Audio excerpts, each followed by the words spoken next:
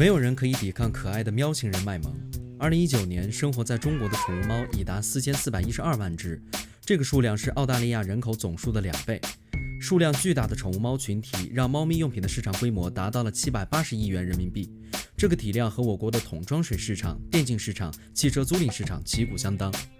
不顾一切的铲屎官们平均每年为猫咪消费4755元。在去年的双11，猫粮成为最受欢迎的进口商品 Top One。此前热门的囤奶粉现象正是被囤猫粮取代。喵星人不仅成为当下中国最具消费潜力的宠物品类，在互联网文化中，你也可以看到数以万计的网友云养猫、云吸猫。猫咪流行的现象最热门的就是日本。日本的猫文化始于公元6世纪佛教从中国传入日本的时期。当时为了保护跨越重洋而来的经文，航船上一般都会带几只猫，用来驱赶喜欢啃经书的老鼠。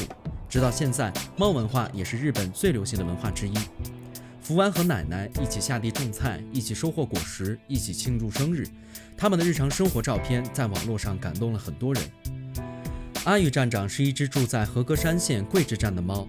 铁路公司为了招揽客源，为阿玉特别制作了站长帽及站长证，上任1年间就为县内带来了11亿日元的收益。如今，猫咪在日本大受欢迎，一方面是受日本传统文化的影响，另一方面和日本老龄化现象有关。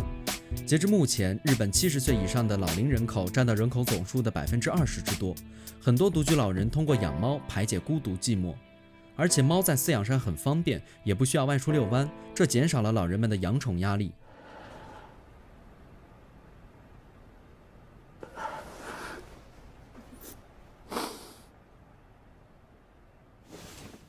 但是我国和日本的情况正好相反，我国宠物市场的主要消费者并不是老人，80后、90后，尤其95后是养宠的主力军。在计划生育政策和城市化背景下的90后，大多和日本老人一样独自生活。这些孤独患者在城市里拼死拼活的忙学业、忙事业，没什么兴趣爱好，所以可爱的猫咪就成了省心又治愈内心的好选择。而对于那些处在恋爱中或者已婚的年轻人，因为生育和养育孩子的成本太高，所以猫猫和狗狗就越来越像他们的孩子。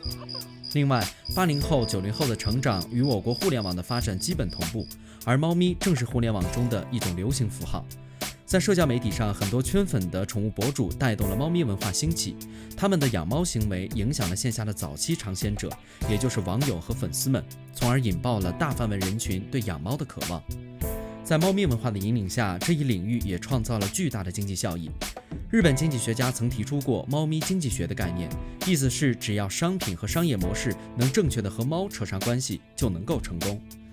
当杯子变成猫爪杯，就会有人在凌晨5点到星巴克门口排队；当咖啡馆有了猫，就会拥有更多魔力，吸引更多人来。结账，你过来结账，你过来结账，我开始结账，介入一定要投诉，一定要投诉。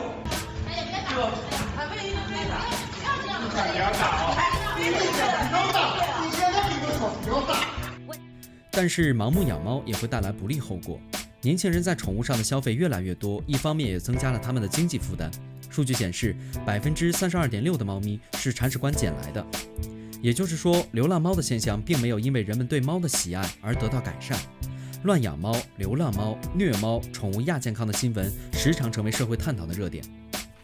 猫与狗的平均寿命是10到15年，当这些小可爱来到我们身边，就等于一辈子一个主人。宠物给予了我们信任和陪伴，所以我们也需要给予宠物更多的责任心。条件允许的话，你愿意拥有一只喵星人吗？おい、でかい顔して歩くなよ。なめ猫？なめ猫？ちっちゃくて可愛い。なめんなよ。なめてません。でかい面しやがって。俺の顔お前の1/3。いや、マジっすか。このスマホだって。料金1/3。安っ。スマホ1980円の時代へ。